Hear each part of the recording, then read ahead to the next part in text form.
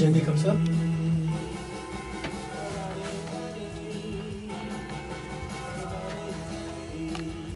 Vous vous rappelez, la semaine dernière, j'ai reçu Roxane de la Sablonnière, qui est professeure en psychologie à l'Université de Montréal, et on avait parlé un peu de tout ce problème de la solitude que les gens ont vécu pendant la pandémie, puis je me suis dit, mais il me semble que les choses ont changé. Les gens ont changé depuis la pandémie. Puis, je ne sais pas pour vous autres, mais des fois, j'ai l'impression que les gens sont moins gentils, sont moins tolérants, sont moins patients. Bref, c'est vraiment pas le fun. Puis on le voit beaucoup sur les réseaux sociaux.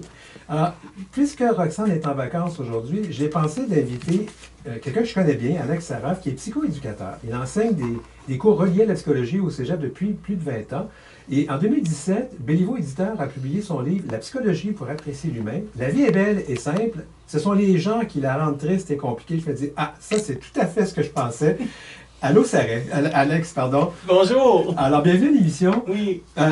Est-ce que tu as noté ça, toi aussi, que les gens sont tellement différents depuis la pandémie? Oui. Donc Est-ce que la pandémie vraiment a changé les choses? moi, je pense que oui. Mais, premièrement, je suis psychopédagogue. Oui. C'est ça, pas on va pas la dire les Oui, gens. j'ai de Psychopédagogue oui. sur la page couverture de mon livre. Oui. Donc oui, je pense que ça avait changé parce que, premièrement, on sait que par rapport à la santé mentale, pendant la pandémie, on s'en sort de cette pandémie-là mondiale après 3 ans. Donc, c'est sûr que les gens ont vécu plus d'anxiété, plus de dépression, plus de troubles alimentaires. Et aussi, ce qu'on sait, c'est qu'ils ont vécu aussi parfois des symptômes de syndrome post-traumatique. Donc, ça a changé les gens dans le sens que les gens ont vécu ça difficilement. C'était la peur de l'inconnu au début. C'est la plus grande peur que les gens ont. C'est qu'ils ne savaient pas c'est quoi cette COVID-là.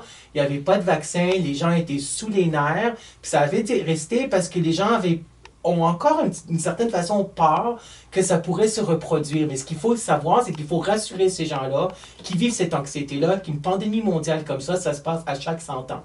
C'est ça ce qu'ils ont dit dès le début, puis ça allait durer 2-3 ans. Puis il fallait se rassurer.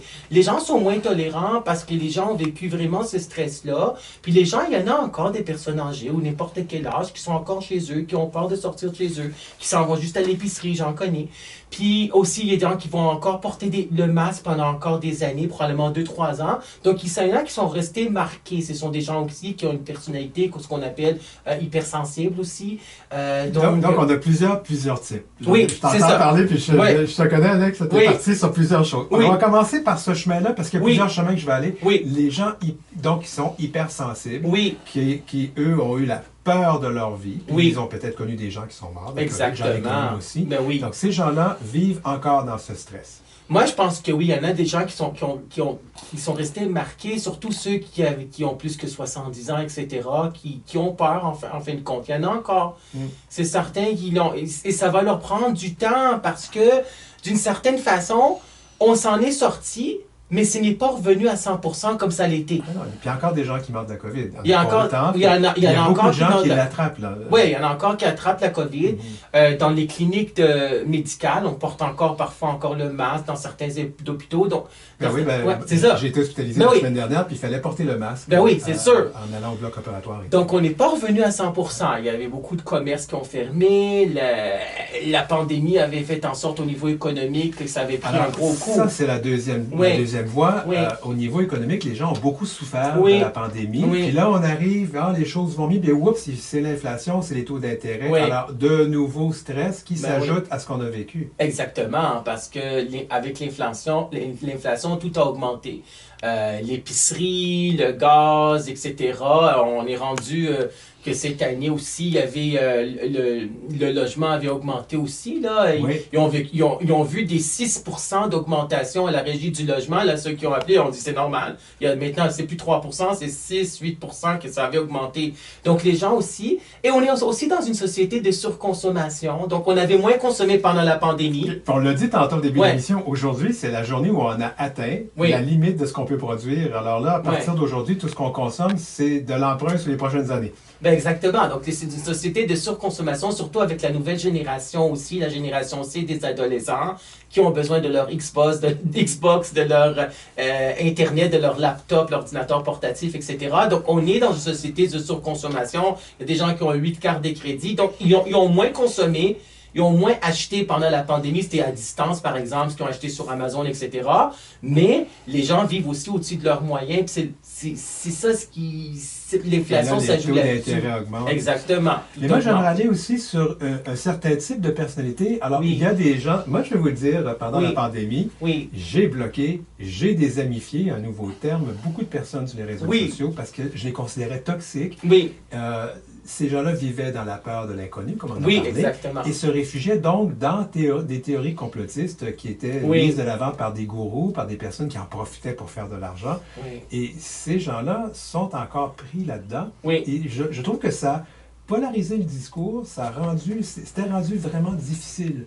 Et c'est encore difficile. Je trouve qu'il y a encore des gens qui ont des comportements je dirais toxique, ou en fait, peut-être pas jusque toxique, mais difficile. Mais moi, je l'ai vu de façon que c'était divisé parce que il y avait les conformistes puis il y avait les anticonformistes. Et dans les anticonformistes, nous autres, les Québécois, on est des conformistes, d'une certaine façon. La majorité ont été conformistes, et le conformisme a été, en fin de compte, étudié par le chercheur et l'auteur H pour le conformisme. En psychologie sociale, on l'enseigne au cégep. Et aussi, c'est que les gens, la plupart des gens, les Québécois, la plupart des Québécois sont conformistes, ont été conformistes. Les anticonformistes, ben c'est sûr que c'est la mosaïque humaine, ce que j'en parle dans mon livre, c'est que chaque personne est unique. Donc, on avait les extrémistes, ceux qui croyaient au complot, etc., les complotistes, et ceux qui pensaient que c'était, en fin de compte, produit dans un laboratoire. J'ai tout entendu les théories.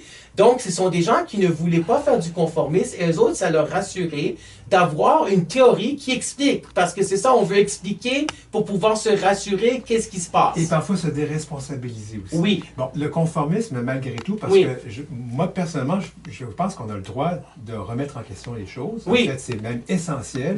Mais le conformisme de porter le masque, de suivre les mesures sanitaires, ça nous a peut-être sauvé la vie. Je pense que l'histoire nous le dira. Mais il y en a pas moins que ces anticonformistes, moi je le voyais aussi avec les gens, on cherchait une explication à quelque chose qui était incompréhensible. On cherchait une explication facile. Et parfois, je me disais même, on se déresponsabilisait aussi de la situation avec ça. Mais d'une certaine façon, c'est que on voulait, en fin de compte, moi je le vois aussi plutôt qu'on voulait se lier ou suivre un leader. Donc, s'il y avait comme, mettons, ce qui est arrivé, mettons... Donald Trump. Exactement. Ou ce qui est arrivé à Québec, je pense.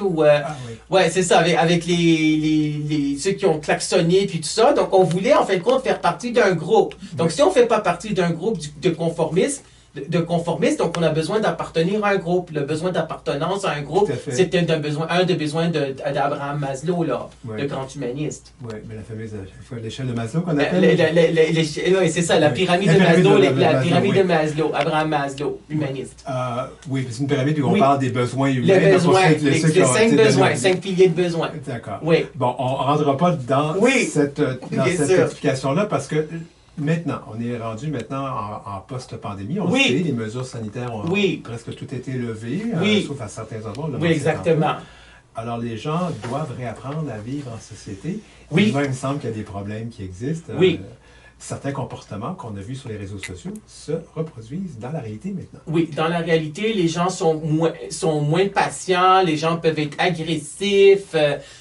C'est sûr que là, les gens sont restés un peu marqués de ça parce qu'ils étaient sur les gros nerfs, comme on dit. Donc, et c'est aussi, il faut accepter les différents points de vue. Il faut être... Et une des grandes valeurs qu'on a perdues aussi beaucoup dans notre société, c'est le respect. Le respect de soi, mais aussi le respect surtout de l'autre, de ses valeurs, de ses attentes, de ses limites, de ses opinions. Mais il ne faut juste pas que ça entrave de la souffrance à soi ou à autrui. Il ne faut pas qu'on mette en danger notre propre vie ou la vie de l'autre aussi, là. Dans ton livre, Alex, La psychologie pour apprécier l'humain, j'aime beaucoup « La vie est belle et simple, ce sont les gens qui la rendent triste et compliquée ». Qu'est-ce que tu suggères? Parce qu'on est vraiment dans un moment, je pense, qui est charnière. Puis tu en parles dans ton livre. Qu'est-ce qu'on devrait faire individuellement, en société? est-ce qu'il y a des pistes de solutions, là? Parce que c'est pas drôle, là, ce qu'on vit, là. Oh, ce qu'on vit, puis ce qu'on a vécu, puis ça va continuer. Probablement, ça va s'estomper après 2-3 ans, d'après ce que je pense, mon opinion, là, tu sais, parce qu'il y avait 3 ans de pandémie, donc ça prendrait aussi 3 ans pour s'en remettre à 100% probablement. Ça nous décourage, maintenant. Mais là, ça, c'est la vie aussi, parce que les gens sont restés marqués. Ouais. Mais je pense que, moi, dans mon livre, ce que je suggère, c'est beaucoup de choses, mais je vais le dire en vraiment un grand topo, là. C'est la mosaïque humaine. Chaque personne est unique. Il faut apprendre à se connaître. Connais-toi toi-même. C'est Aristote qui l'avait dit. La connaissance de soi. Ouais. Ça, c'est important pour les psychologues. Et c'est d'être capable de me connaître en relation avec les autres, parce qu'on est des êtres, l'être humain, c'est un être interpersonnel et c'est un être sociable aussi qui est en relation avec les autres. Donc, le respect, l'affirmation de soi, c'est sûr que les gens s'affirment avec le je, en parlant au je, ils disent c'est quoi leur opinion. Je parle de mes opinions, de mes attentes, de mes pensées, de mes croyances, de mes valeurs, de mes limites, etc. Puis, il faut savoir que chaque personne a sa propre personnalité, son ego, ça veut dire son moi, son style de personnalité, son tempérament, son caractère. Donc, on ne peut pas être aimé par tout le monde non plus. On ne peut pas être accepté par tout le monde. Il y aura toujours des gens qui vont aller dans les extrêmes, qui ont besoin en fin de compte de se rassurer. Donc, c'est quelque chose qui les rassure. S'il y a quelque chose qui est écrit sur les réseaux sociaux, ils vont se rassurer avec ça. Ils vont être capables de se rassurer parce qu'ils ont besoin ils ont besoin de croire à quelque chose qui existe pour eux et qui va en fin de compte leur apaiser. Il faut avoir une bonne estime de soi. Quand je m'affirme, j'augmente mon estime de soi. Et dans les relations interpersonnelles, ce que j'ai écrit dans mon livre, c'est que cette phrase-là qui est une phrase vraiment clé pour moi. Les relations interpersonnelles peuvent être nourrissantes et enrichissantes, mais peuvent être aussi compliquées et déroutantes. Et parfois, il faut savoir mettre ses limites. Oui, exactement. Ce que j'ai fait avec certaines personnes oui, dans ma vie, que j'ai trouvé toxique oui. avec la pandémie. Je dis, oui. là, ça commence à être compliqué. Ouais. On va prendre une petite pause et puis on verra par la suite des choses. Oui, j'espère. C'est sûr. Et je pense que c'est de reconnaître que l'être humain est différent. Ton livre, moi, je l'ai lu, et ce qui m'a passionné, parce que ce n'est pas, mesdames et messieurs, je vous dis, c'est pas un livre de la psychopop, t'es pas là-dedans. On est vraiment avec des concepts très documentés, et j'aime beaucoup ton message là-dedans, c'est vraiment clair. Merci. En fait, il n'y en a pas de solution simple aux problèmes compliqués. Bien, c'est sûr, parce qu'il n'y a pas de solution miracle, puis la vérité avec un grand V en psychologie n'existe pas, parce qu'il y a plusieurs points de vue, c'est-à-dire qu'il y a plusieurs perceptions, il y a plusieurs façons de voir les choses, puis il y a 3 psychologues qui peuvent avoir 3 approches différentes, behavioristes, humanistes, cognitivistes, ils peuvent être aussi psychodynamiciens, c'est-à-dire d'approche psychodynamique, psychanalytique, ça c'est par rapport à l'enfance, donc ils vont voir ça de façon vraiment différente. Oui. Oui, exactement. Donc, on respire par le nez. Oui. On va peut-être prendre une petite promenade. Oui, et exactement. Puis, on apprend à aimer, à s'aimer. Oui, à s'aimer. À s'aimer. Ça, c'est important. Après ça, on va être capable d'aimer les autres. Exactement. J'adore que ça se termine avec ça. Il faut être capable de s'aimer soi-même avant d'aimer les autres. Je l'ai écrit aussi dans mon livre. Alex, c'était vraiment formidable de t'avoir ici, avec ta belle énergie. Toi, ça n'a pas changé avec la pandémie. Non, pas du tout, je suis resté pareil. Avec le grand sourire. Et je rappelle ton livre, parce qu'il est encore disponible, La psychologie pour apprécier l'humain, c'est chez Béliveau Éditeur, Alex Sarraf, S-A-R-R-A-F, pour ceux qui ne savaient pas écrire son nom. C'est disponible en librairie, on peut le commander. On peut le commander sur Internet aussi, sur n'importe quel site web. Merci beaucoup d'avoir été à l'émission, Alex. Merci, bon été. Bon été.